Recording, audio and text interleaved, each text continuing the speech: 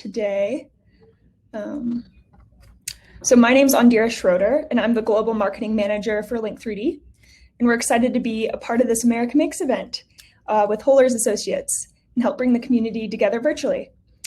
So just a few things before we get started.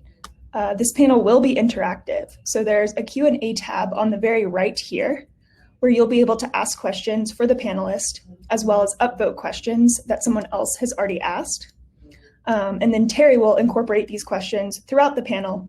And typically the ones with the most upvotes do get asked first. So make sure to upvote the ones that you like. And if you are having any technical issues or issues viewing the panel, first things first, try refreshing your page. That solves most issues. But otherwise, for best quality, try to use your computer on Google Chrome rather than a tablet or smartphone, and that tends to work best as well. And if anyone is still having trouble viewing the panel, feel free to direct message me on the chat function in here, and I'll help get you connected. So I will hand it over to John now, if he is up on stage. There you go, John. Hello, hello. Good morning, everyone. Good morning, Andrea.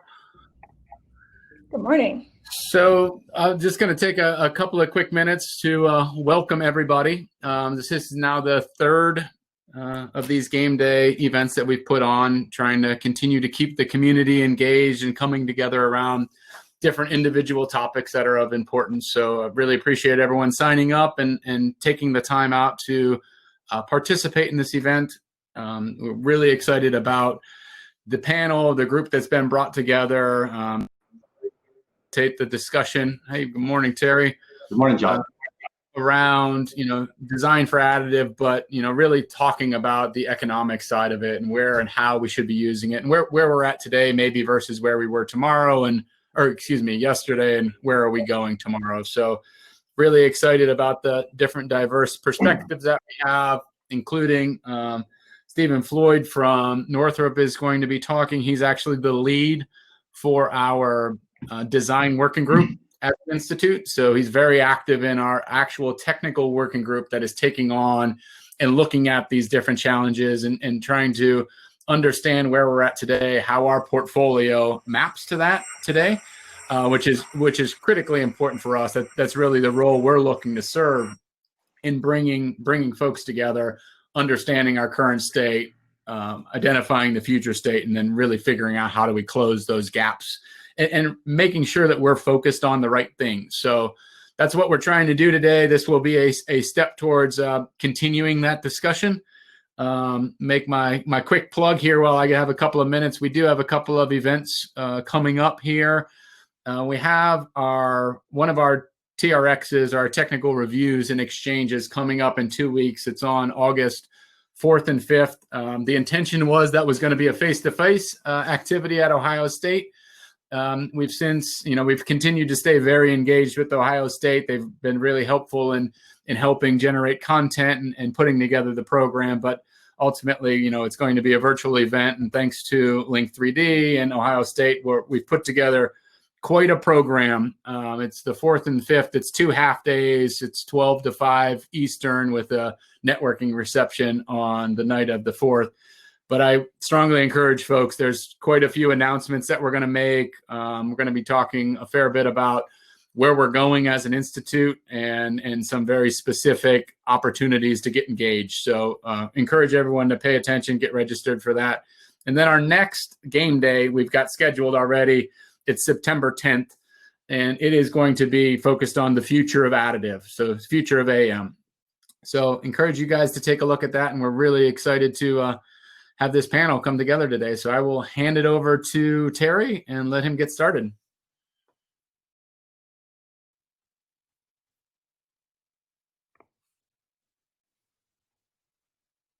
No mic, Terry. Thanks, John. Very excited to be a part of this third game day event on the economics, opportunities, and challenges of designing for additive manufacturing. It is the third event. John mentioned the fourth will be July 10th, focused on the future of additive manufacturing. So pencil that into your calendar if you would. We have an excellent group of panelists, and we'll get to them very, very soon. I want to say that if you haven't given this Remo platform a try, if this is your first event using Remo, it's really an impressive, great way to interact virtually. And thanks to Link3D for sponsoring it. I hope that most of you agree that design for additive manufacturing, DfAM, is a critically important topic to discuss. I suppose you wouldn't be here if you didn't agree at some level. I urge all of you to ask questions, offer comments, and really an opportunity to ask three top experts in design for additive. What you'd like to know more about. So John began to introduce the panelists. I'm going to let each of them, they know far more about themselves than I do, although I've gotten to know the three of them not real well. I know Doug Collins is at Avid, just a few miles south of here in Loveland, Colorado. We're in Fort Collins, and so I do get to see Doug once in a while. So Doug, if you'd start, give what's your position at the company, a little bit about Avid, and what do you do? And just 2-3 minutes each, that'd be great. Sure, absolutely. Thanks, Jerry. Yeah, so my name is Doug Collins. I'm the founder and one of the co-owners of Avid Product Development. I'm a mechanical engineer by degree, and at Avid Product Development, as our name says, we focus on product development, kind of from napkin sketch to manufactured products. And we have a strong backbone and history with mechanical engineering and product design. And so we use a lot of design for additive manufacturing techniques and other traditional techniques as well for designing products. And then on the additive manufacturing side, we focus on production and commercial manufacturing with 3D printing. We have a slew of different technologies, but our focus is with the HP multi-jet fusion for production polymer printing. Thanks, Doug. Marco? Thanks, Jerry. My name is Marco Kormann. German origin, also based here in Germany. I'm working for Adidas, or Adidas, how you pronounce it in the US. I'm 13 years now with the company. I'm also a mechanical engineer by trade, and I'm responsible for our 4D program, which is basically our commercial product range for 3D printed products. I'm with the program from the beginning, and since now, I think, 4 years, where we're working with our partner very closely, Carbon, where we're focusing mostly on polymers and photopolymer machines. And I'm basically responsible for the technical side of that program. Yeah, it's a dinner time in your part of the world, is that right? It is. And when I told my wife that dinner is postponed to a later time today, she was a little bit surprised, but no worries. Dinner and maybe a Hefeweizen postponed as well. I happen to have with me one of my products from your company. It's the Futurecraft Nice. 4D. Yeah, beautiful design. And you worked on this? Yes, absolutely. Yeah. I mean, that was the kind of the second generation of the midsole that we manufactured from that, and really glad to see that it's now basically getting more and more available, and that you're also owning one. All right, thanks, Marco. Stephen. Thank you, Terry. Yeah, so I'm with Northrop Grumman, based out of Los Angeles area with our space systems sector. I'm one of our additive manufacturing leads within the company, and I've been involved in additive for 7-8 years now. Been with the company for about 12 years, so my experience there is in all sorts of products across our business areas, from propulsion products to structures products. And right now I lead a team of additive experts and trying to figure out what we're doing with our business for additive. You work mostly with metals, Steve? Metals, polymers, and some other stuff as well. Okay, good. So if we have questions around metals, you'll be our number one person, and I'll try to back you up. I assume that, Marco, you work mostly with polymers, or maybe entirely. And I know, Doug, you do too at this point. Yeah. Okay, great. So as the first question, and by the way, we prepared several questions, of 4 of us, but I see questions are already starting to come in. We have 2. You can vote on which question you like the best, or questions, and then you'll see a number that moves the question to the top. So it looks like we already have one that has 4 votes and one with 3. I'm going to open up with this question. Why is design for additive manufacturing so important? That's part of the question. And why is it critical, or is it critical in every production case? So you can take both of those questions separately if you'd like. So why is DfAM so important in the context of production, not necessarily for prototyping or modeling, but for production application? And is it critical in every production case? Who'd like to take that? I can jump in initially if you'd like. Sure. So we do a lot of production printing in the polymer space, like I mentioned, and so I think there's definitely a few different reasons why DfAM is so important. It starts with taking advantage of the technology. So if you're going to be using additive manufacturing to produce a product, you really need to ensure that you're taking full advantage of what the technology can offer. If you're going to try just to compete against an injection molded product, there's very little advantage there. So if you can do things like all the things we've been talking about for years of part consolidation, or lightweighting, or textures, or lattice structures, that's taking advantage of the technology in a way that a traditional manufacturing method can't. But from a manufacturing standpoint, where it really gets critical is, especially for a powder bed fusion type technology, is to be able to be really efficient with printing the parts, to be able to nest as many parts as you can in a build, to really help control the economics of the parts and printing them, to really set up, if you're going to be bridge manufacturing or manufacturing that part forever with additive, economics are going to be a driving factor, and we have to be able to compete in that space. Yeah, so I think there's a misconception among many people who are less familiar with additive for any application, and that is you can just build one at a time and it's really economical. And you're saying there's an economy of scale. In other words, you got to pack that build volume, especially in the case of a powder bed fusion system where you're working with powder. Is that right?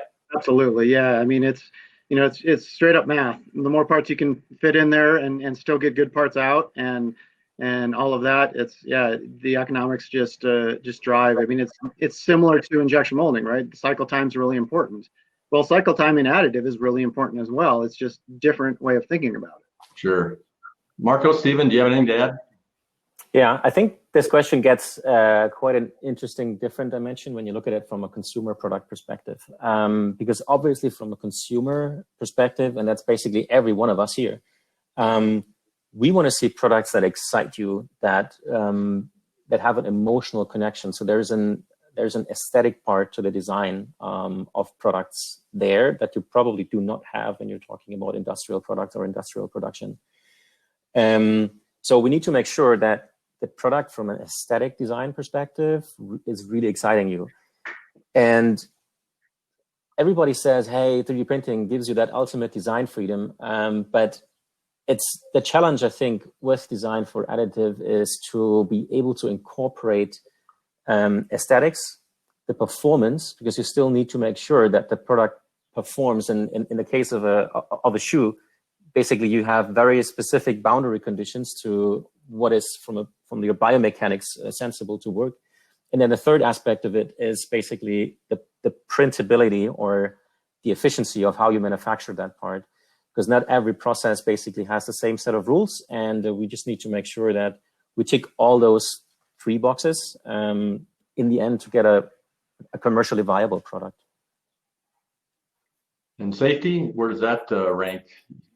It's part of the performance aspect of it. So when I say we need to make sure that the product performs, obviously we need to make sure that you don't get injured or hurt while you're running. But that's kind of the part of the overall kind of performance characteristics that we have towards a midsole component. We don't differentiate if it's 3D printed or if it's a foamed or another technology. We have basically the same set of requirements for all our products. Yeah, I think from a design perspective, that's always going to be, from an industrial product to a consumer product to whatever.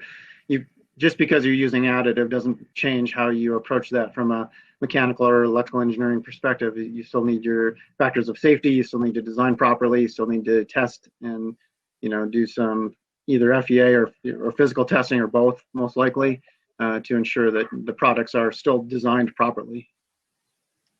That's correct.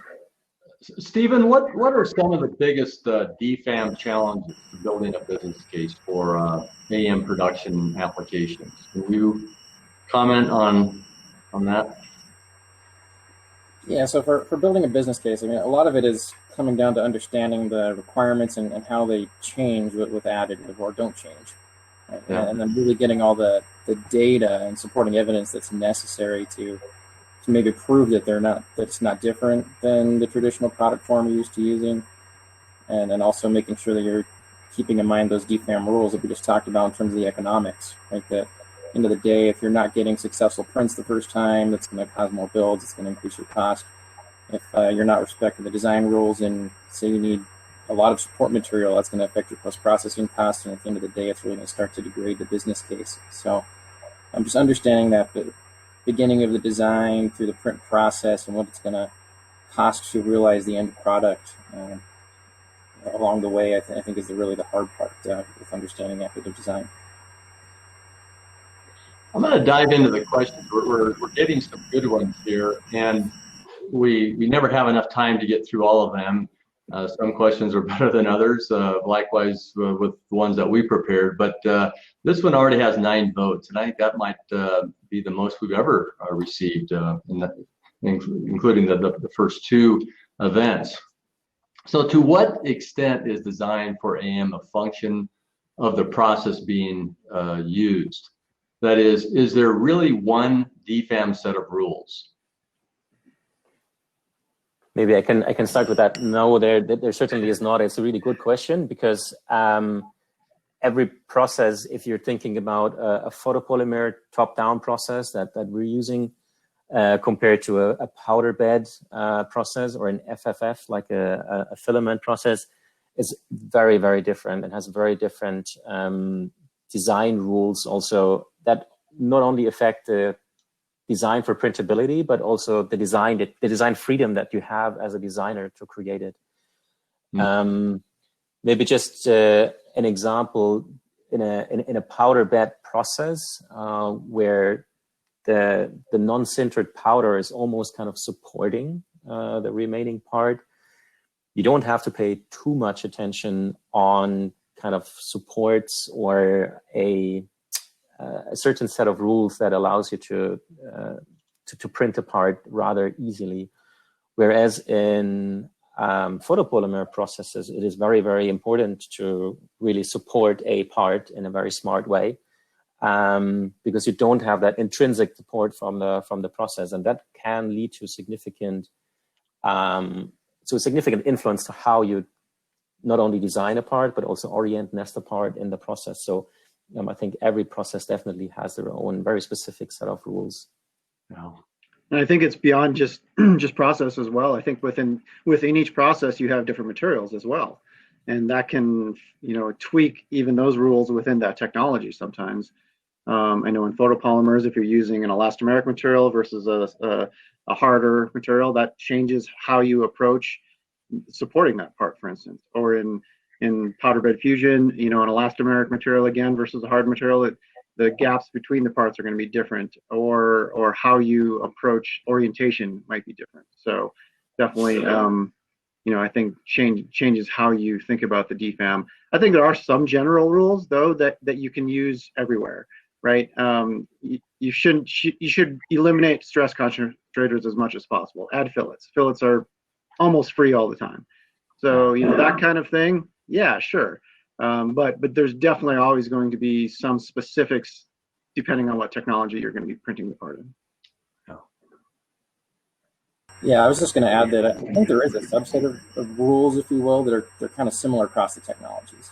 You're always dealing with gravity for the most part, unless you're printing out in space. But you're generally dealing with gravity, and that leads to either supports or having to account for in your process, and layer slicing. And you're always looking at building up in layers or slices of some sort, shape, or fashion. And so you will find some common rules, I think, across the processes that once you understand it in one, you can sort of abstract to the others. But yeah, when it comes down to the complete set of rules, you really got to understand each process intimately, because photopolymerization is very different than laser sintering at the end of the day. Suppose you're a small company, and I wish I could get a show of hands because I'm guessing more than half of the people attending this represent a small company. But suppose you're at a small organization wanting to design and manufacture parts by AM. And as you start to peel away the layers, you discover the need to acquire new software tools to help with that.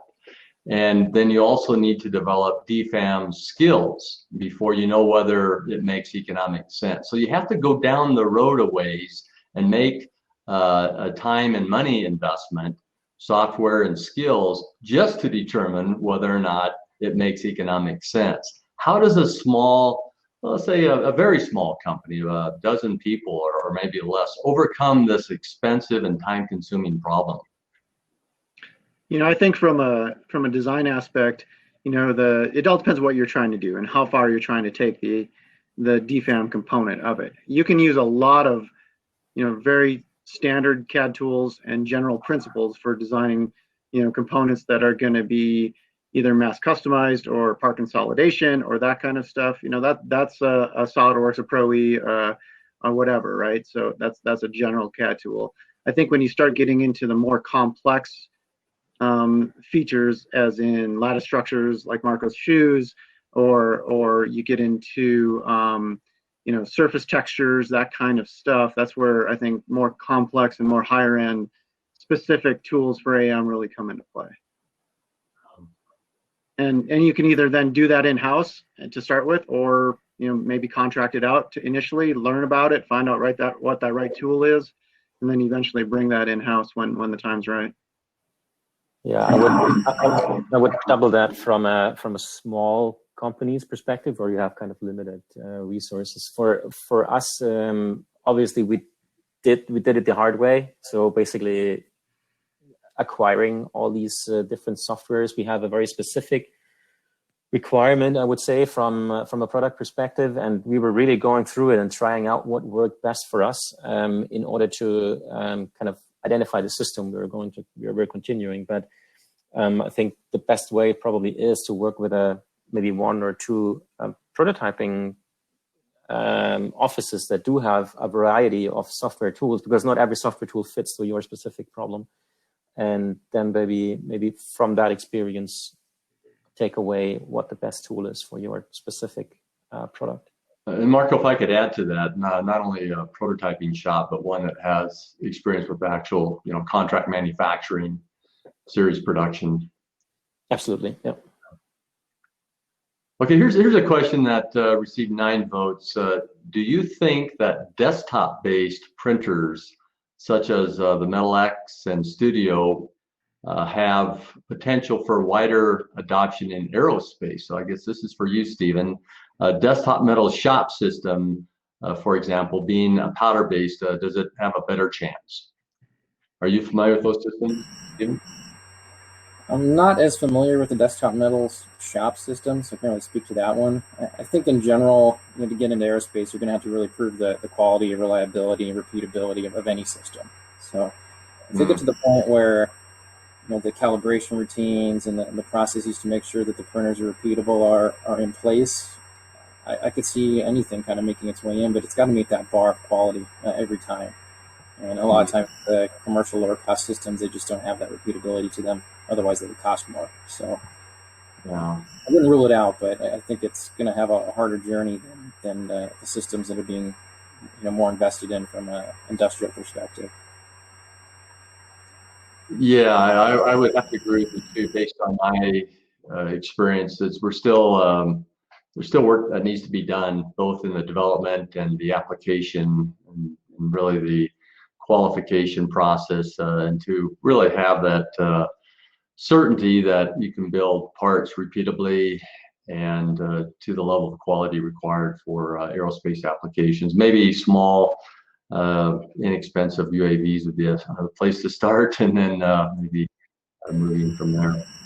Yeah, I think we find that in tooling applications or even prototyping applications, that they might find more of a usage in such scenarios, especially if the design goals really represent the more expensive production powder bed style machines. Then you could see some usage for that as well.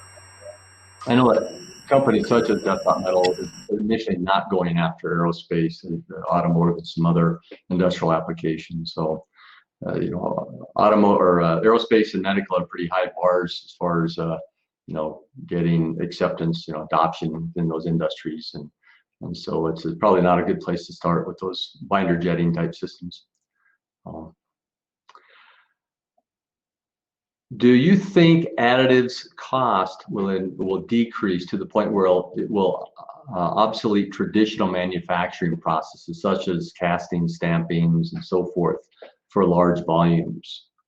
So you think it'll decrease to the point where it will do that? Very difficult question, I think, to answer in general. I don't see that in the next 5 years probably, but never say never. I mean, the industry is very innovative, and it could very well be that for a very specific application, it does make sense, even at large volumes. I mean, if you remember mascara brushes, for example, that had been 3D printed, it did make sense because it was a lot more complex and more expensive to manufacture them traditionally. But for the majority of products, I doubt that. I think in the next 5 years, I doubt that will happen. Yeah, and I think it really comes down to the topic of the day is the whole DfAM component, right? The mascara brushes are a perfect example, right? If it's designed properly for that technology, for that specific use case that really takes advantage of the technology, absolutely, it's going to make sense sometimes.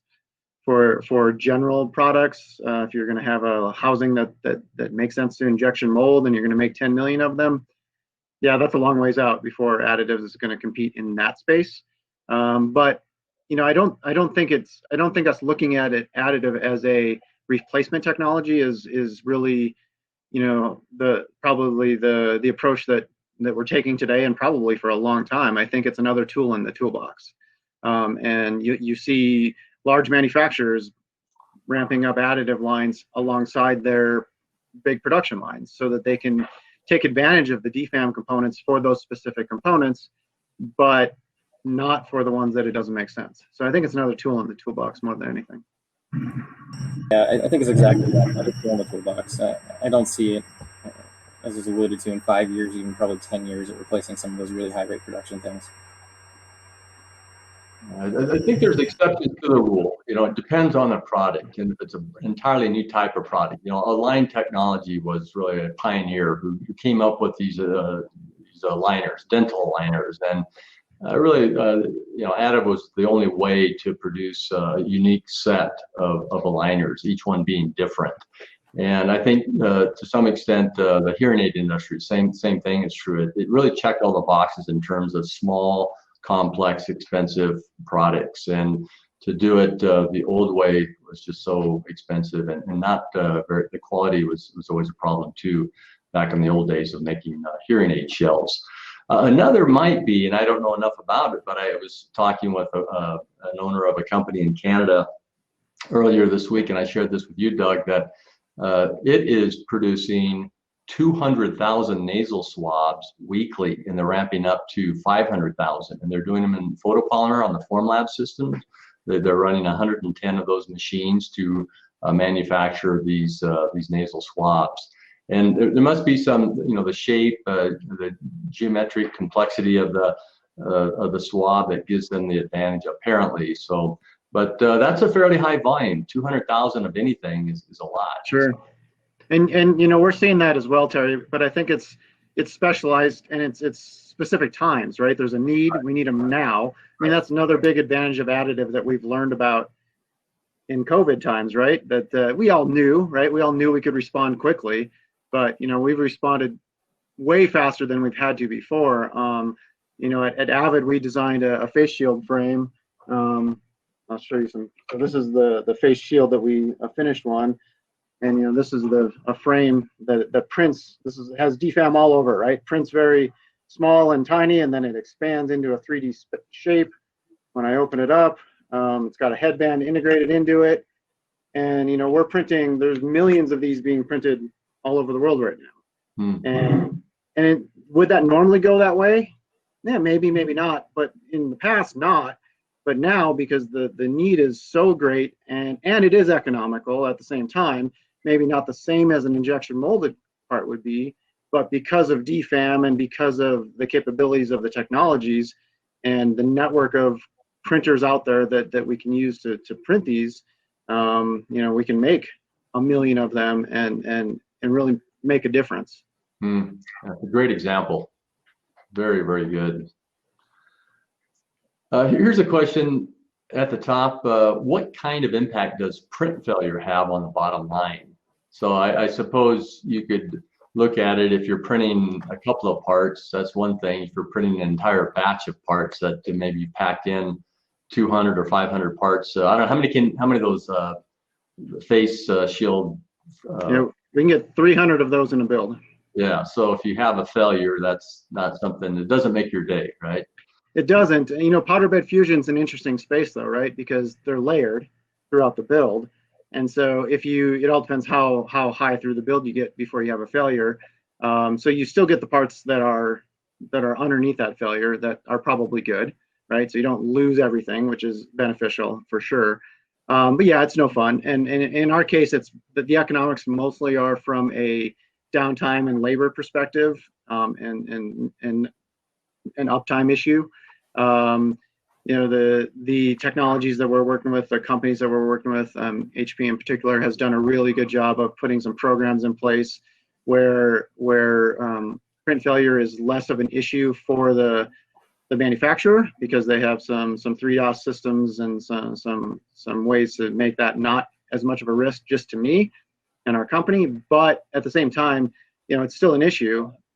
So I think with all technologies, traditional or additive, it really comes down to preventative maintenance. It comes down to keeping your equipment clean. It comes down to staying on top of the equipment from a maintenance perspective to ensure that you reduce that as much as possible. Yeah. But it's no fun when it happens. Yeah.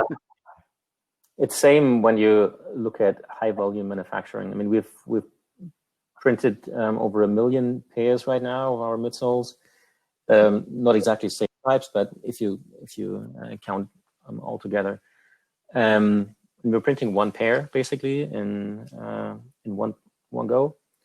But even then, since we have so many machines running in parallel, we're basically breaking down print failure, which is a very general term.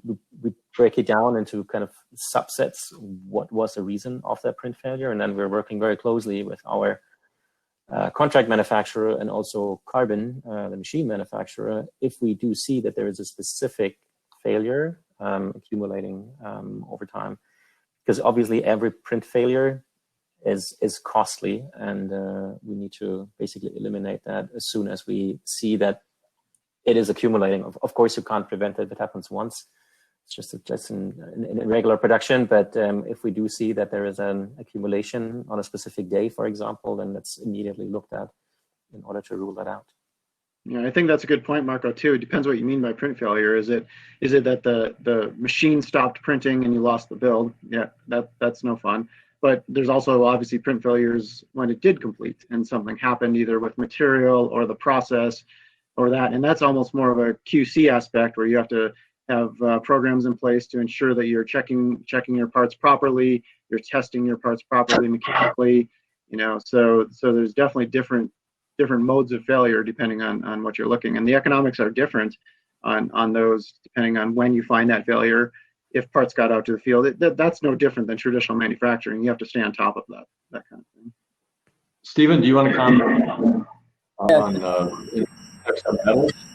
Yeah, that's a whole other level. It's running, let's say, several days, maybe even a week, and then you have a failure. That's even less fun. Yeah, when you start talking metal builds, obviously first of all, it can be a lot more expensive, especially if you're using a more exotic alloy that has a pretty high cost per pound. Then any failure really can hurt the bottom line. Another part of it, though, is if you're really doing more of a low rate production, then that starts to increase the cost. And we've also seen, just discouragement.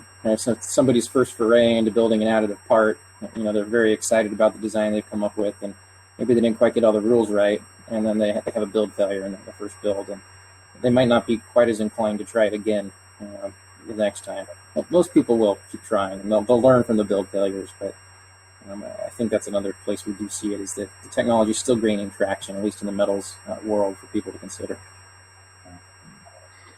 This question is from David.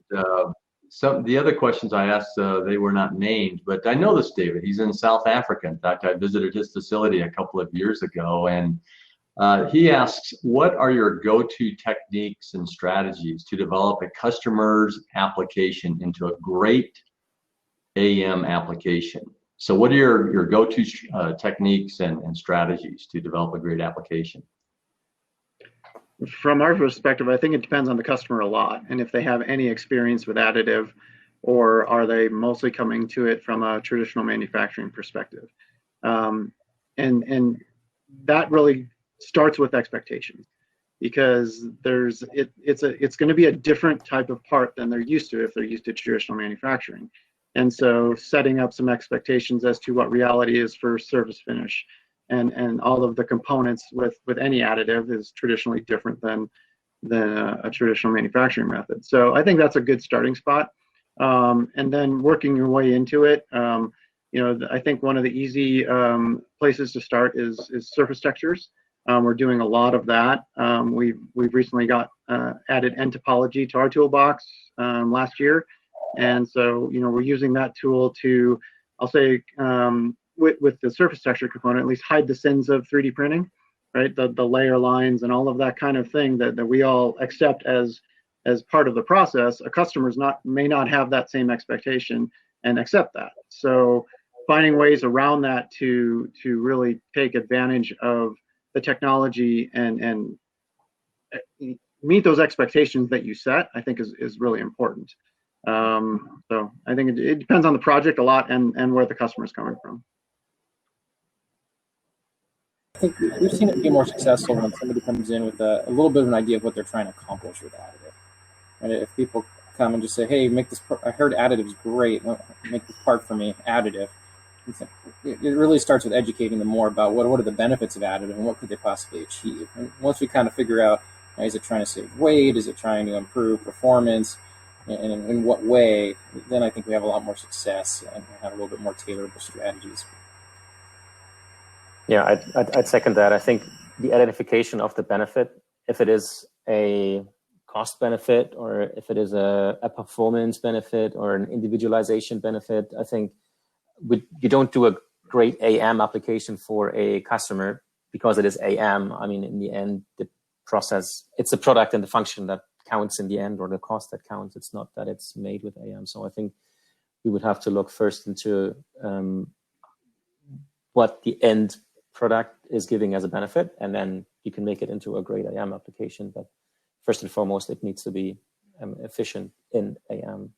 Yeah, that's a great point, Marco. At the end of the day, it's a product, and you're going to use whatever technology makes the most sense. And with AM, I think one of the dirty little secrets is it's usually not just a print, right? There's absolutely the print and the right technology and the right design with that, but then there's all of the post-processing and finishing that goes along with it to make it a product. And understanding what that adds to the bottom line, the economics, how do you get there? What technologies to use to get there? I think is really important. And I think we've seen a big uptick in the AM industry of companies that are really focusing on post-processing, on smoothing parts, or tumbling and more rapid blasting, or flexible coatings, or whatever. I think it's just it's really driving that part of the industry, because at the end of the day, it's a product. Doug, you bring up a good, or Stephen, were you going to say something? Okay, you bring up a good point about all the post processing, and from a design standpoint, what can be done, if anything, to reduce support is a necessary evil for most parts. Fortunately, in a polymer powder bed system, the powder is not typically attached to it can be caked tightly within, different cracks and holes and so forth. But in metals, it's physically attached, it's welded to the part and then welded to the build plate. And that's a whole another level of consideration. But what can be done from a design standpoint to reduce or maybe even eliminate the need for support material? Of course, it depends on the design, but can it be done? Oh, it's huge, and it makes a big difference. I definitely want to hear what Stephen says about metals, because that's a whole nother monster than what we deal with. But even in powder bed fusion, I mean, you have to be able to get the powder out, right? So, deep holes or pathways that you need to be able to clean out, for a fluid channel or something like that. You have to plan that and test it to make sure that you can get all of that powder out and have a approach for that. Or if you have a hinge, or if you have a different component that makes it challenging to post-process. And I mean, a good example, I go back to this, our frame again. When we've redesigned this a few times, and the latest design, it prints all as one component, but when we print it now, we actually removed the back strap from the part, but it's printed all at the same time. But that allowed us to make it way easier to post-process in our automated blasting system. And you have to think ahead. Another thing that we did, one of our engineers came up with this little hook that hooks it open, so that we can now put 100 of those in our automated blaster, and they're done in 20 minutes. Versus if it doesn't have that and it's like this, you just can't get the powder out, and then we break that off and it's finished. So absolutely, using DfAM techniques focused on the post-processing requirements, I think, is really important. I'm sure in metals, probably even further along than polymers many times. Yeah, on the metal side, it is even more important in a lot of ways. Orientation of the part, obviously plays a large factor, and the metals have a much higher processing temperatures, right? So you get a lot more residual stress and distortion potential. But orienting the parts to avoid support materials, rethinking downstream about the features themselves. If certain shapes or cross sections don't print as well as other shapes and cross sections. And so if you can do more of something a teardrop shape instead of a circular shape, it might actually reduce post-processing in the support materials and channels significantly. And thinking about how you're going to post-process the part, Doug's example is great.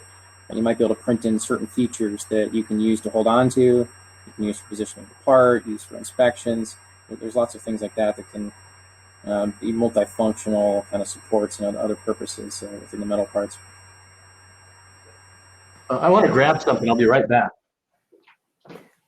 So support structures in photopolymers are actually also a really big pain point from a removal perspective, and they can add a significant cost factor as well in overall part cost.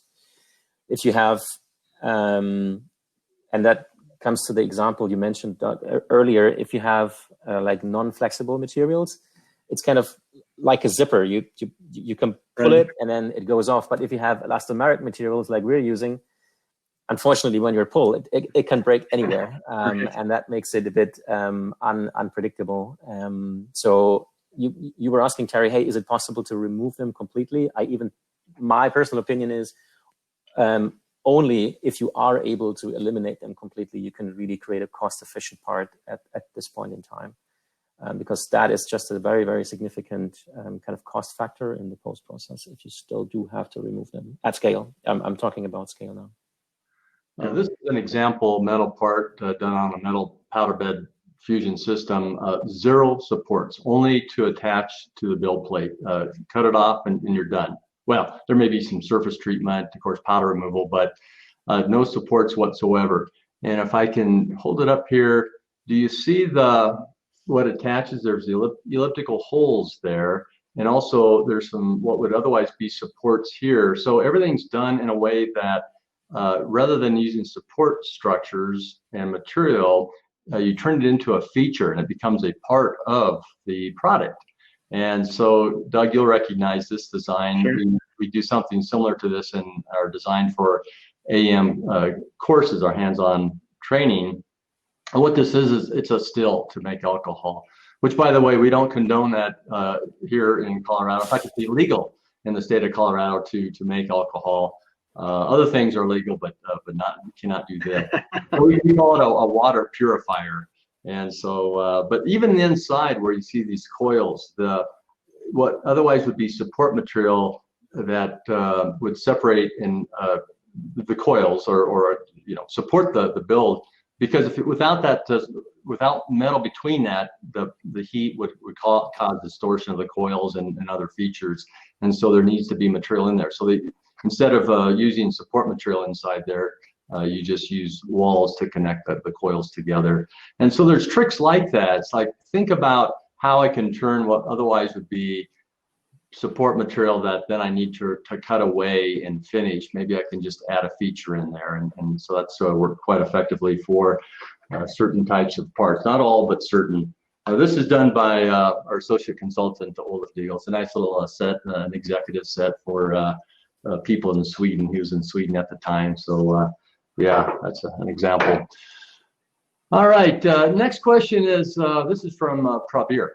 And he asks, how is the industry taking advantage of designing with part consolidation? So that what he means by that, I think, is to consolidate two or more parts into one or fewer parts digitally and then print those. So you reduce a lot of things, including part numbers. So what is that thinking really popular? I mean, is it taken hold among companies? Do they understand the value of doing that? And then what are the challenges around part consolidation?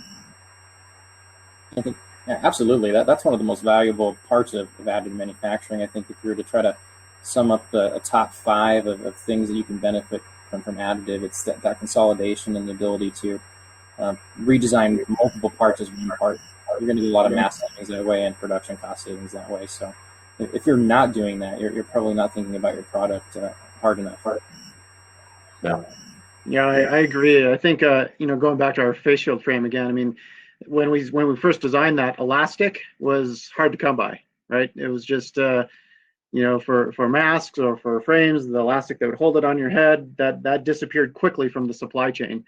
And so to be able to design that as part of the part, one made it something else you didn't have to source, something that came with the product as it came out of the printer, and at the time it was a necessary item just because you couldn't get it. It's obviously a strange thing with COVID, but certainly an aspect. We also have some customers of ours that have done a great job designing a spray nozzle type device with ports and channels, and they took probably 15 components and turned it into one, and yeah, the economics drive that, and it makes a lot of sense. So I think people are absolutely taking advantage of it, and you need to think about that early on because it is a big driver for the economics of additive. The exercise of part consolidation is very manual, and it's driven with standard CAD tools.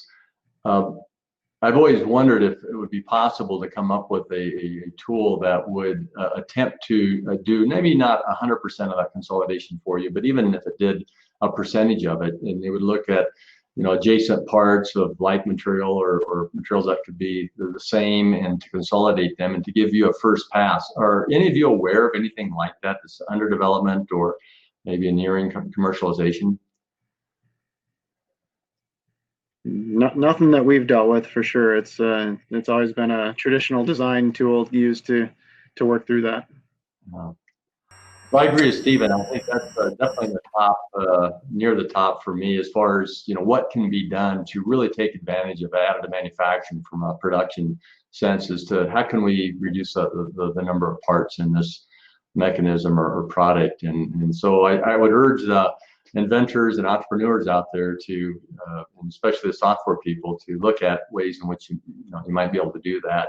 Sometimes people think they have to, it has to complete the entire task, but even if it reduces the effort by, 25% or maybe more, that would be great. Does generative shape design and topology optimized solutions essentially resolve risks involved in printing in build crashes? How do I eliminate risks, especially in metal powder bed fusion? So does generative shape design and topology optimized solutions essentially resolve risks involved in build crashes? I don't think it really resolves the risks involved in build crashes. I think in some ways topology optimized designs can be more challenging and complex to try to build successfully. It really depends on what the outcome is. Sometimes the ligaments can be a little easier to build, right? If they're at that sort of non-supporting material build angles and you can actually produce them quickly and easily, that might reduce some of your risks. But then if you have some thinner features or cellular lattice type structures, then it may be even harder to build. So I don't think it's going to resolve the risk altogether. We're making the assumption that everyone knows what generative design is and topology optimization is. You want to give a shot at defining that, Stephen? So topology optimization, basically you start with a space of design material where any material basically could be kept, define some of your interfaces on it, where material has to stay at the end, and then you run a finite element-based, typically, code that iterates for the loads you put on it and tells you really where the quote-unquote ideal location of that material will be in 3D space. We're using a minimal amount of material to get the job done. Right, so it's whatever objective function you give it, whether that's to maximize stiffness or minimize weight. And there's lots of ways to set up that problem.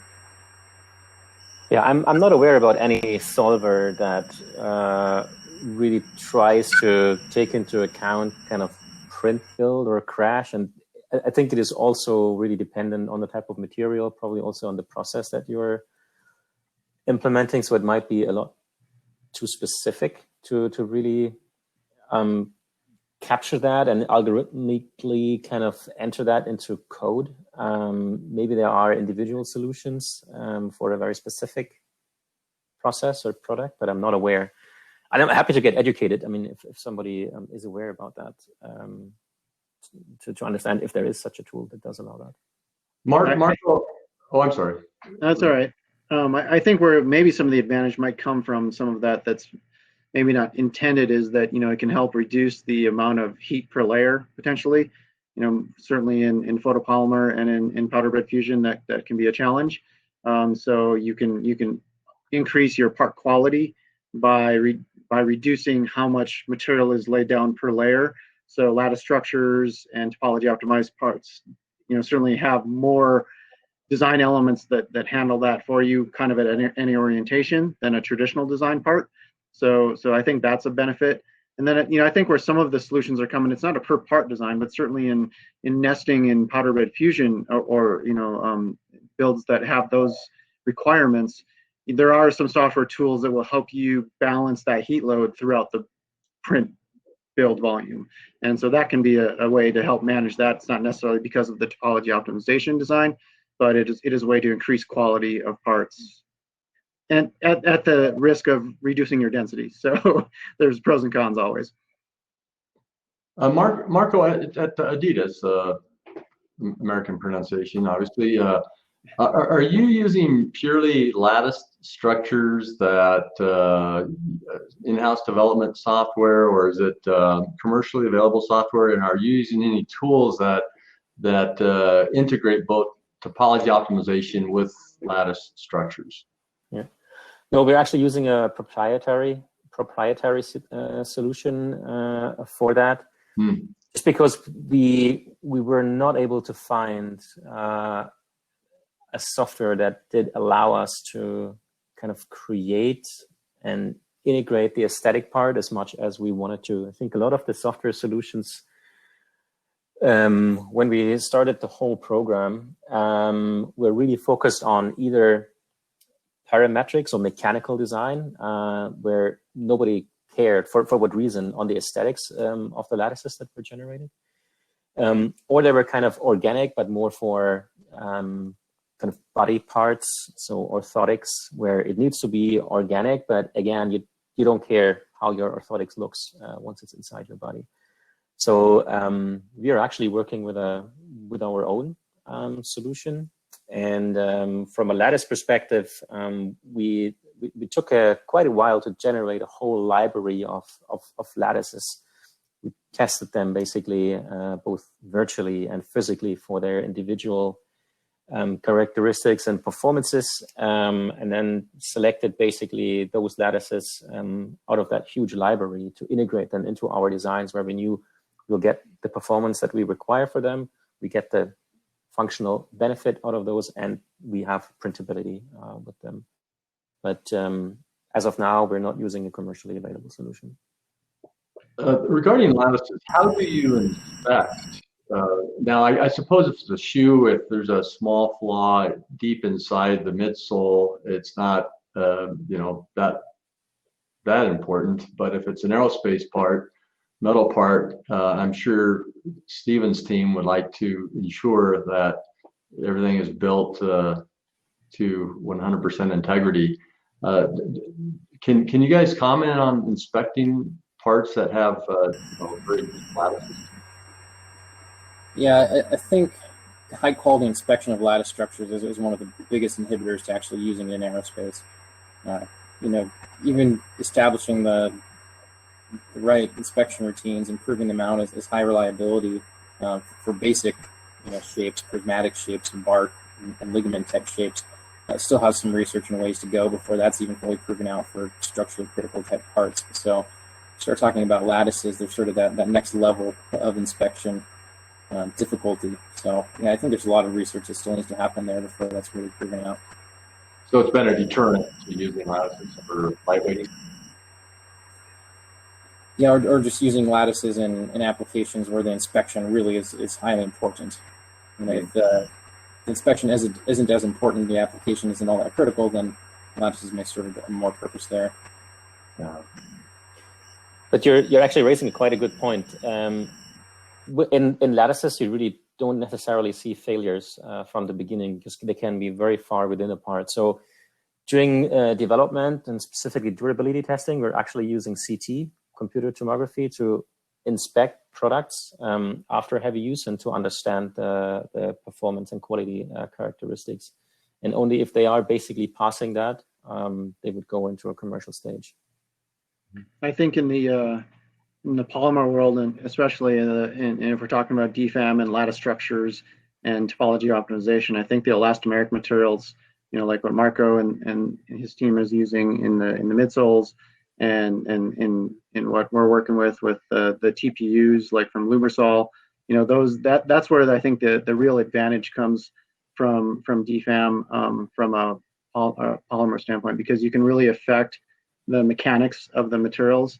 On a hard plastic, yeah, there's some advantages there, but not a lot. You're not going to get a lot of lightweighting from a nylon part. But from a elastomeric part, a TPU, you can change that kind of virtual durometer, right?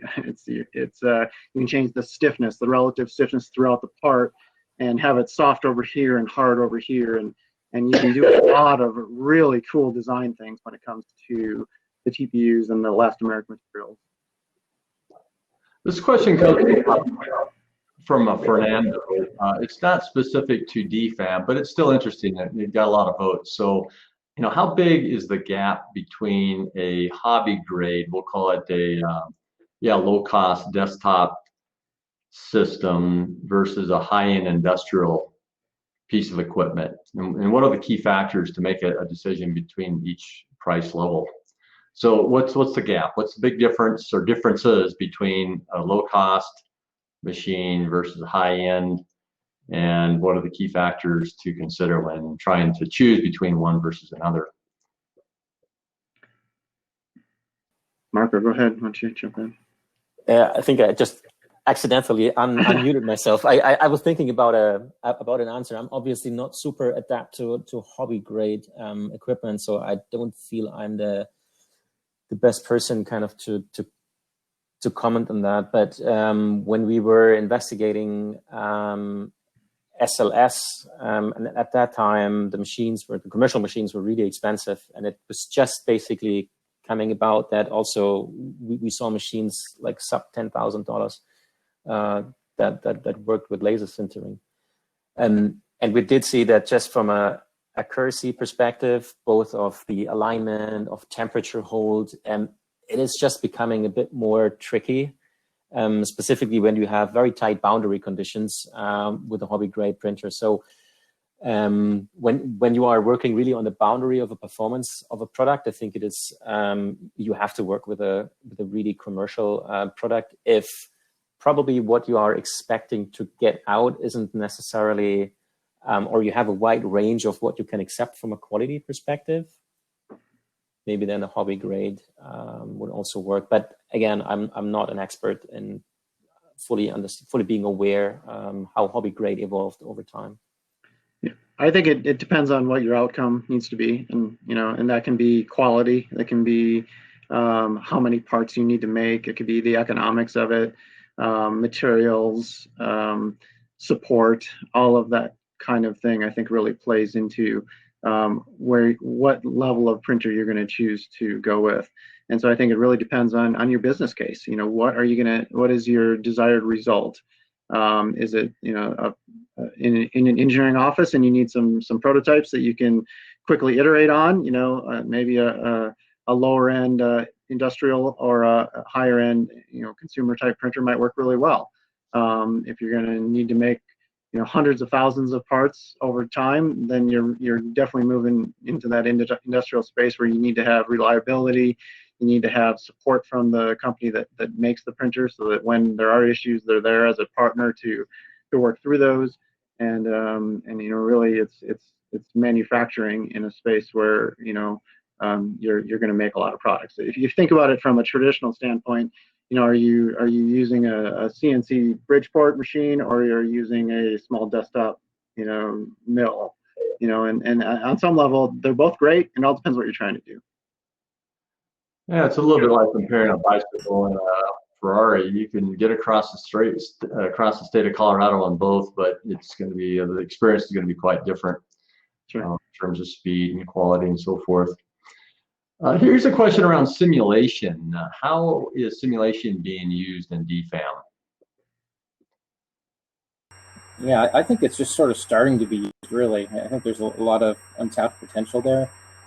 We've done a lot of investigation of the various process simulation tools that are out there, and we definitely see them being driven more by analysts more so than designers in a lot of ways. But I think when the tools are better connected, we'll really start to see simulation start to increase the producibility of the parts that are designed for additive. The question earlier about topology optimization and helping with producibility, I think the process simulation tools are really the things that are going to start to increase producibility, especially for metal parts. Stephen, can you name some of the top simulation tools that you have experience with? The tools? Yeah, that's right. Yeah, so the MSC SimiFact tools are pretty powerful and really production oriented. Some of the ANSYS simulation tools, Siemens simulation tools, and pretty much all the major software players at this point are developing solutions, and they're all fairly productive and pretty strong. The same thing with the design for additive tools as well on the CAD perspective. What was that, Stephen? Same thing with the CAD tools perspective as well. If there's a major CAD package you're using, the developers probably already implemented a lot of design for additive enhancements and has a lot in work. So running out of the tool may not be necessary. Yeah, it's good to see them integrate them into a CAD environment, so you're not moving in and out from one environment to another. You're all integrated. At least that's the goal. Yeah, absolutely. That's huge from a design perspective, from the engineer working on the file, and not only just from designing it initially, but for rev changes later on, right? So if you're designing in your traditional CAD tool, and then you have to go outside of that to apply your DfAM components to it, whatever that might be. And of course, all of us as engineers and designers, once we do it once, we're done, right? Absolutely. So the odd chance that you have to go back and change it, like every product that we've all ever worked on, now you have to go back through that process again, right? You have to go back to your CAD tool and then redo those simulations. So either integration into the CAD tools, or having tools as part of a way to not have to redo all of that work again, I think is critical, because we all know that Rev A isn't where you end up. You need a bottleneck. Pradeep asks, what are the key bottlenecks in simulations? Is time just running the simulation? Is that largely overcome by compute speed, or is still a consideration? Stephen, you're going to say something. Yeah, time is definitely a big factor, right? Especially because you always want a better answer in a simulation, and you can really, drive these simulation tools for weeks if you wanted to. They aren't always fast. So, but we are finding that they are fast enough for at least predicting general, distortion, residual stress kind of issues in builds, and how things might have blade crashes, for example. Trying to get, high fidelity microstructural simulations at a part scale. Just say we're not quite there yet, but people are working on it. Any simulation at Adidas, Marco? Yeah, actually simulation is super important for us because we are working with elastomer materials and lattices. There's basically zero experience in the industry with lattices. They were basically coming 4 years ago, where we were really starting to look into that into more detail, also from a simulation perspective. And with elastomers, you are very quickly going into nonlinear simulation. So where a lattice is bending so much that you can't just apply simple mechanics, but where there's a lot of different kind of solvers that need to be implemented. So it's becoming very, very complex very quickly. And in the beginning, time actually was the biggest enemy, because those simulations were so complex. In the beginning, we just had to work with kind of individual beams or point-to-point connections just to get to a certain point where we were kind of understanding lattices in the context of footwear first. Now I think we're becoming more and more advanced, that we are doing kind of one-to-one simulation with the real geometries, but the time factor and the cost of that simulation really plays a big role, specifically in those very complex geometries like lattices, where you really have hundreds of thousands of kind of triangles and cells that need to be solved. This question comes from Abner, and he asks, does AM use less labor? And does AM require more skilled engineers and operators? I think it's just different. There's absolutely labor involved in AM. Every technology, from removing supports from a photopolymer to blasting and post-processing parts for powder bed fusion, or removing metal supports, right? There's labor involved in all of that, and there's upfront labor as well, from the engineering designing parts to nesting or preparing the files for print. And so if you compare that to injection molding or something like that, it's a different kind of labor, and there might be a different cost per part for labor. But it all depends how you're taking advantage of those parts and using the DfAM components to make that economical. I think the other part of that question is it a shorter production process? It depends what you mean by that. Obviously, bridge tooling is a term we use a lot in AM manufacturing, in that a customer might eventually move to an injection mold tool because it makes sense for their economics and for their product or whatever.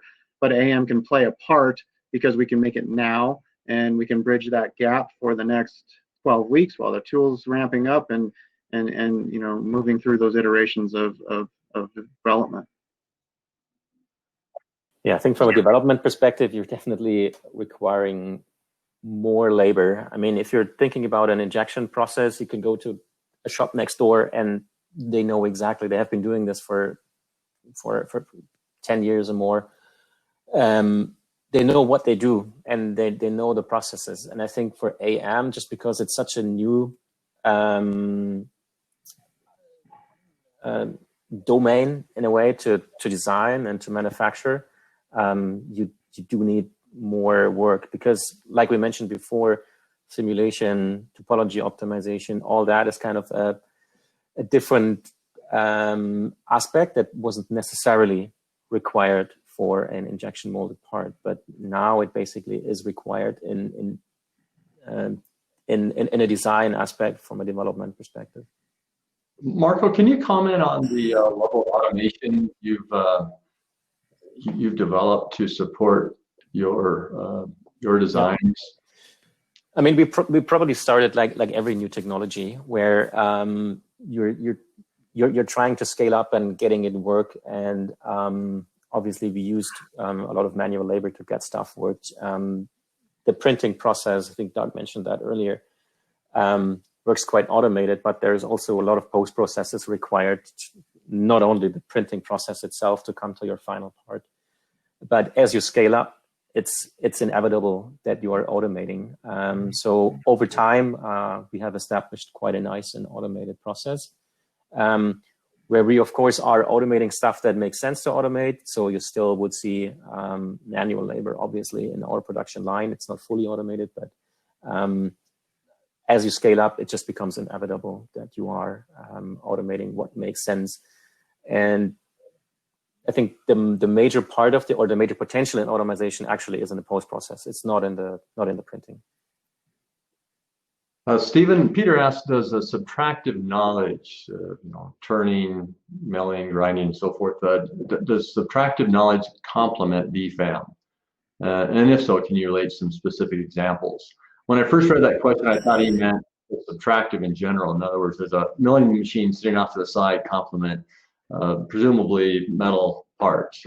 Yes, it absolutely does. But now I think he's asking, does the knowledge of running these machines complement DfAM, the design for additive manufacturing? I think it does in some ways, and it actually inhibits it in others. Right? So if you take somebody that's got decades of experience doing subtractive design, that's really the mindset that they operate in. And so they're going to be really good at the back end of the additive manufacturing, the product processing, the post-processing, and understanding, what it's going to take to do the final machining or on a metal part, for example, or finishing to get that end product to the customer most efficiently. And they may have great insight into thinking of unique features that they could add onto the part to facilitate that process. But then when it comes to using things like topology optimization or generative design, the mindset of thinking of additive is a little bit harder to instill to somebody that's got all those skills in doing subtractive design. This is an interesting question, though, also not directly related to DfAM, but Fernando asks, what are the key decision points between selecting AIM equipment with proprietary material cartridges and tanks versus the open source, meaning, of course, you can buy it anywhere. Like most manufacturing equipment today, if you're injection molding something, you can buy the material anywhere. I'm sure we all have opinions about this. Who would like to go first? I have a pretty strong opinion about this, and I think it's a balance. I think there's some manufacturers out there that are moving towards more what I would call open platform. So it's not open source and it's not proprietary. And this is definitely more in the industrial space, where they're working with the large chemical companies and manufacturers out there to develop, work with those manufacturers to develop materials for those platforms. But anybody who has the capability to play in that space can. So I think we're seeing a lot of development in new materials, in particular in the multi-jet fusion space. We're seeing some amazing TPUs and polypropylenes and other stuff coming down the pipeline that if it was proprietary, we wouldn't be there. If it was completely open source on a system like that, you would have a lot of challenges from a warranty and from a quality standpoint. So I think in the industrial spaces, I think it's going to be a balance for a long time, is my opinion. Mm-hmm. I think it's a trade-off between cost and availability. Obviously, open source is preferred from a cost perspective. If it's open source, you have multiple suppliers. This will have an effect on cost down. Whereas if you need a specific material or a specific performance for your product that is not available in open source materials, you have identified basically one manufacturer that offers a very specific material type that you need for your product. I think there's there's no way around that. But obviously, non-proprietary cartridges or tanks, from my perspective, from a user of AM equipment kind of perspective, is preferred because it has a significant price down, a significant aspect of price down that you would probably not have with a proprietary solution. In 10 years, will we have systems that are totally proprietary, or will they have run their course and could not compete with those that are wide open? It's a good question. I think definitely material companies are kind of jumping in that space. They are basically seeing. I'm speaking about the elastomeric field. They do see, hey, that there's a large opportunity now, so they are trying basically to enter that field. I think it depends on a whole other range of things, like the patent portfolio that someone has, if you can enter or you can't enter, or the benefit you have right now being 2 or 3 years ahead from a chemical perspective. If you maintain that and continue basically to stay ahead of that, then I think maybe it looks the same in 10 years. But I think there's a lot more focus on the elastomeric field of materials now than it was probably 4 years ago. So the competitive field might change there. Doug, you made the point of having the system manufacturer involved in the development of the material to ensure quality and that it works well. But can you imagine you own an expensive CNC milling machine, and the machine maker says, no, you have to buy the steel from us, or whatever it is that the aluminum, you have to buy it from us because we want to ensure good quality parts off of this machine.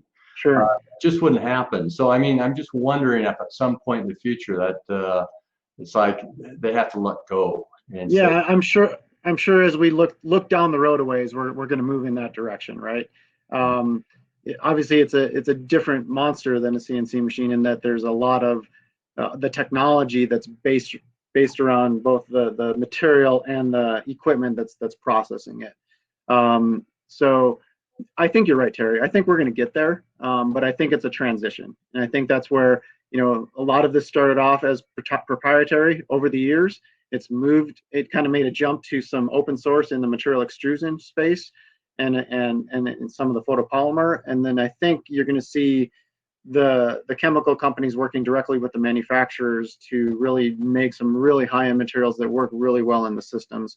And that's going to be that open platform that's going to move towards open source someday in the future.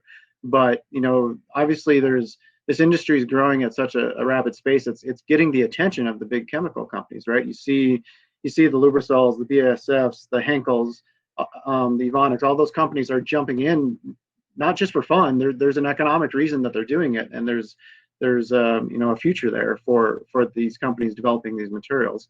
And that's just going to make the users of additive give us a lot more options. One, to be able to design products with those materials, and then have more of those materials on more platforms. So this is an interesting question from Sharon. She says, she asks, can you comment on designing and features like cleanability, security, fatigue checking, repairability, recyclability? So designing features into the part or product that would allow you to check these things.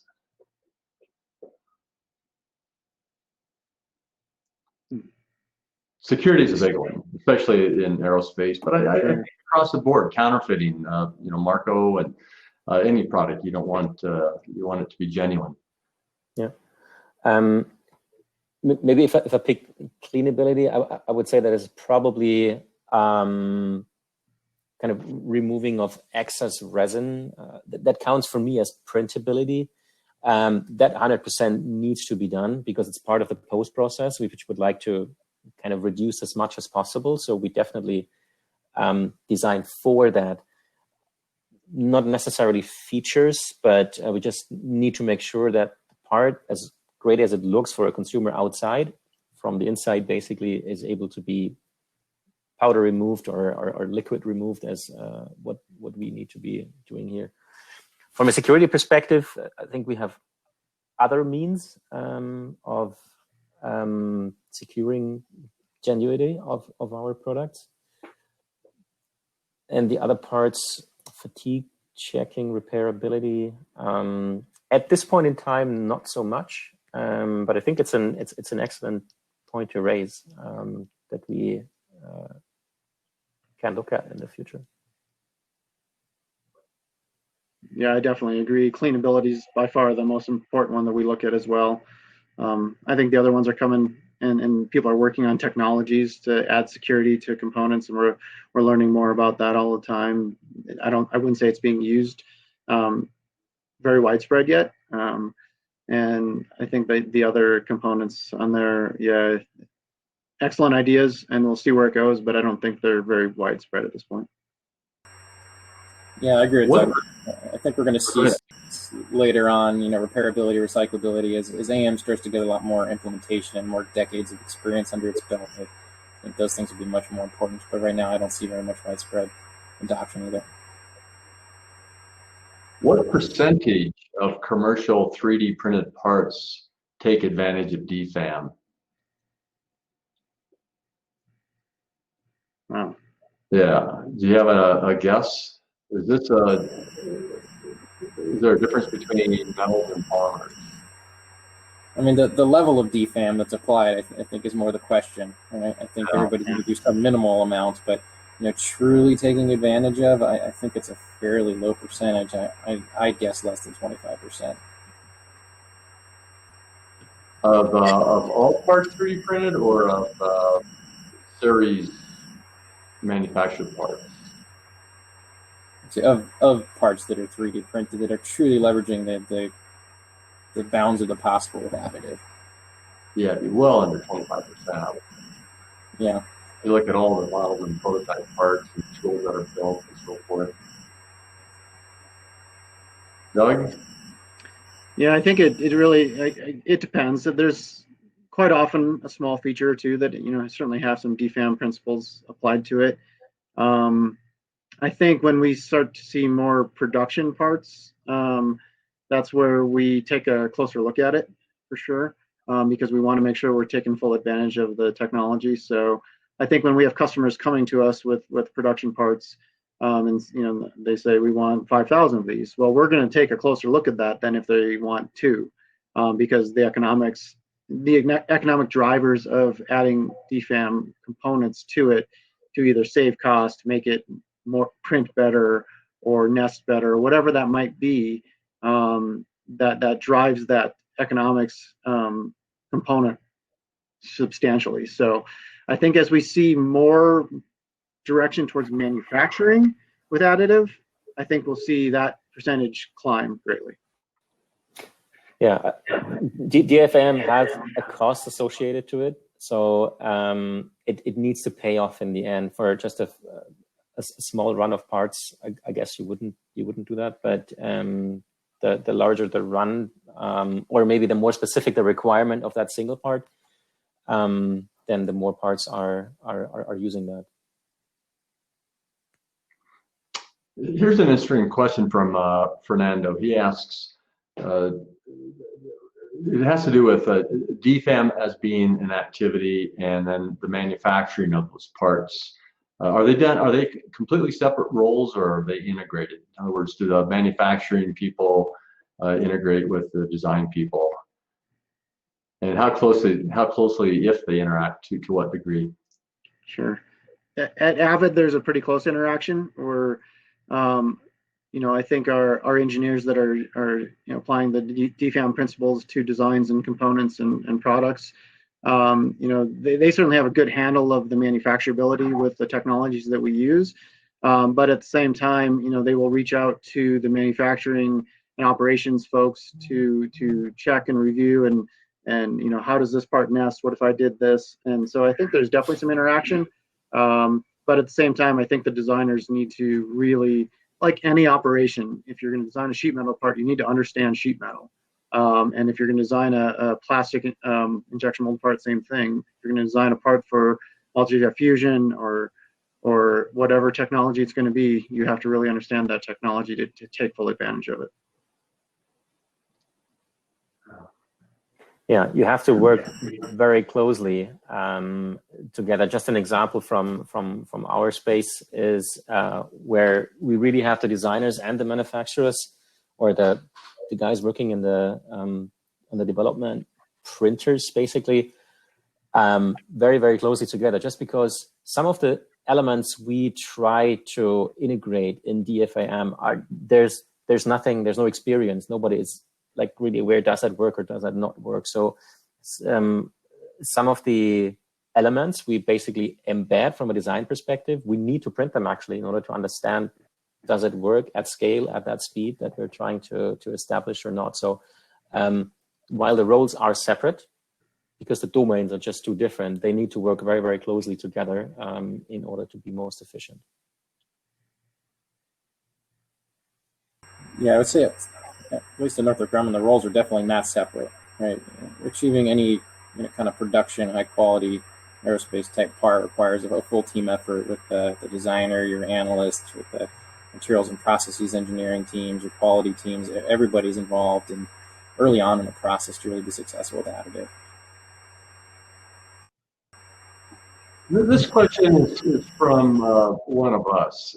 What are in biomimicry and bio-inspired designs have always intrigued me, and I've long felt that we can learn a lot from nature and apply that, because now it's much easier to build these structures than ever. What are the biggest barriers to successfully generating bio-inspired end product designs using tools such as topology optimization? I think as far as I've seen, really, it's the process awareness, right? So being able to account for the overhang angles, support material, and as it's being used, your ligament size constraints in your additive manufacturing process, and the post-processing downstream considerations, and all that is still working its way into the tools. So you really have somebody running the tools that accounts for the way things are loaded and the way material can be spread, but it doesn't really account for the process. And so you find the iterations in using those tools to take a lot longer than you'd really like. Especially the first time you use them, it could take somebody weeks to finally converge on a design they're happy with, just as they try to understand what's in the simulation and what's not in the simulation. So is that why we haven't done more in this area? Because we can get inspiration from walking through a forest and seeing these trees and other types of plants, birds, insects, and so forth, and wow, we can apply that or to Additive. But then you begin to reality check, and when you start to begin to use these tools, they're just not as well. I don't want to put words in your mouth, but I think you said it best, Stephen. Is that really the problem? I think that's one of the main problems. The other problem, like this you're trying to do the biomimicry, right? You see something in nature that you really enjoy, and you're like, I'm gonna go try to recreate that, right? That CAD, NURBS-based tools are really not set up to do that kind of complexity. And we are starting to see some more implicit modeling techniques with like the Topology software that make those sort of exotic designs much more tractable into products. So I think we're just kind of starting to get some interesting tools out there that maybe can do that much more efficiently than you have in the past. And maybe Mark could speak to that part a little bit more in terms of the pattern design and what you can do with biomimicry. Yeah, I think while biomimicry as a discipline in a way has been out for a while, but I think additive manufacturing really opened a whole new door to really apply that from a product perspective. But again, I think products are made when they can be a commercial success. So we don't use biomimicry because we think it's cool, but in the end, there needs to be a kind of either a commercial or a performance benefit behind it. I think where before people maybe weren't even thinking about it just because they were in their kind of world of the manufacturing process they had to adhere to, or the boundary conditions. Now I think we need to change our mind and think, hey, if there is a significant benefit I get, and in the end, the commercial benefit I get from a topology optimized part, or from a part that gives me a benefit I haven't been able to achieve in the traditional process, then this is definitely a new domain that we should think in when we think about part design. But I haven't seen too many commercial parts where I think this has been applied, which in the end probably comes down to cost, or probably it's cost. We have about 5 minutes left, so I'd like to take the last few minutes to really focus on the future of design for additive manufacturing, really across the board, the skills or the lack thereof, the tools. If you could, dream up and have at your disposal any tool, what would it be? So dream a little bit, if you would, and what's missing, and what would you like to see in the future? About that, to me, it's really the connection of the tools, right? It's taking the process simulation, it's taking the design for post-processing, it's taking the upfront conceptual design and laying out, your design optimization type problems, and really getting that all in one cohesive package that accounts for the process, that accounts for total cost in that development, and then streamlines it to where people can actually learn it rather readily and operate those tools. So I'd say that'd be the ideal outcome. Okay. Same here. Yeah, I think right now we are basically where parametric design in the mechanical space maybe was 20 years ago, where you have very many separate solutions that help you to come to your goal. But it's fantastic when I see how an engineer is working and everything is integrated in one system, and you're basically jumping without breaking the kind of even the file type. Going through the complete life cycle of that digital product. And right now, this isn't really fully possible in the AM space. So we have a lot of breakages and a lot of kind of cohesive back and forth mechanics in a way in the development process. And I think that would be a huge, huge benefit. Also enabling DfAM for a lot more people, because right now I think this is one of the complexities why it's not so widely used, because it's just cumbersome to do it. Yeah, I completely agree. I think the integration is huge. We all like it when we can do our parametric model in our CAD system and stay there. And yeah, exactly what Marco said. It's a great way to, especially when, like I said earlier, revisions and tweaking and back and forth and all of that. And so there's those breakages currently in the AM model, which I'm sure as the technologies mature and the companies that are developing these tools mature and consolidate, I'm sure we're going to see much more of that, just like CAD did over time.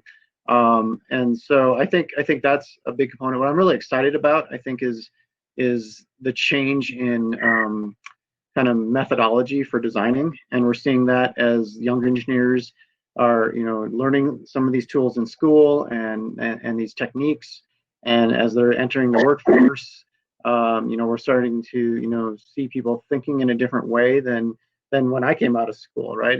This just wasn't even a thought in our head hardly to have these types of techniques. So I wasn't trained as an engineer to think this way, but now we've learned it over time and developed these skill sets, and now we're bringing new engineers into the fold that have those skill sets and maybe have a different perception of how manufacturing is going to be in the next 5, 10, 20 years. We're going to see wider adoption and faster adoption as both the technologies from a printing standpoint and from a software standpoint and the knowledge base kind of come together all as one. Great.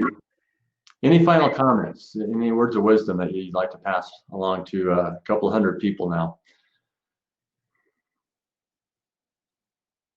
For getting started with your first design for additive application, really do that upfront homework to figure out what's going to make the most sense for you, what you really want to get out of it, and then reach out to somebody in industry to help out, whether that be a service bureau that does helping, or one of your customers that maybe you sell products to a larger customer that already has additive experience, and really just collaborate. Things like America Makes are great communities to engage in and participate in. So don't go it alone, I guess would be my final thoughts of wisdom there. Yeah, I second that. I think the 3D printing industry, how I have experienced it, is like probably the most open and most friendly in a way. So yeah, I would also really second Stephen what you just mentioned. Reach out, talk to people, and I haven't had a bad experience in that space. Yeah, I agree with that wholeheartedly. I mean, you know, we are a service bureau, and we have lots of friends in our industry that we collaborate with all of the time. That I guess in some other industries you'd consider them competitors, and I suppose they are, but we almost don't think of it that way. There's just a lot of really good collaboration, working together, and so yeah, if you're just starting this space, you know, seek knowledge, seek help. I think there's great organizations out there and companies that are always willing to give some advice and push you in the right direction. It is a great industry. With that, used our thanks to our three panelists. A virtual applause for all of you. Thank you very much for your time and expertise. We appreciate it very much. Thanks to Link3D for sponsoring this. I see Andera here, and thanks to America Makes for sponsoring the four-part series. So the fourth one will be September 10th. It's on a Thursday, same time, same place. The focus is on the future of additive manufacturing. So we're really going to look out a ways, both in the short term, but also in the distant future. And so we're looking forward to it. So thanks again to everyone. But it's not over. We have more to come. And if you weren't able to join the first 30 minutes of networking, it's really a treat to do this. So we have these tables. Each one is labeled, some with a theme, some with a company. You can sit down to any table. You just double click on an empty chair, and then you can sit down. If all the chairs are filled, just wait for one to open up. In the meantime, go to another table, and you can have some great chats about the topic, the company, or really anything you'd like to discuss. So with that, I'll turn it back over to Andera. Thank you, Terry. And thank you to the panelists as well. Really great panel, interesting today. Thanks for being a part of this. So before we jump back in to networking, just a few things. Aside from what Terry mentioned, make sure to turn on both your camera and microphone to get the best experience.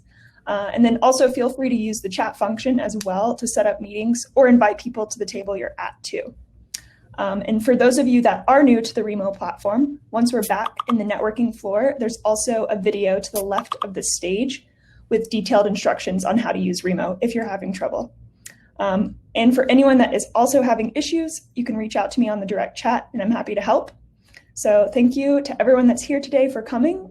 Look forward to networking. Thank you. Back to networking. All right. Thank you.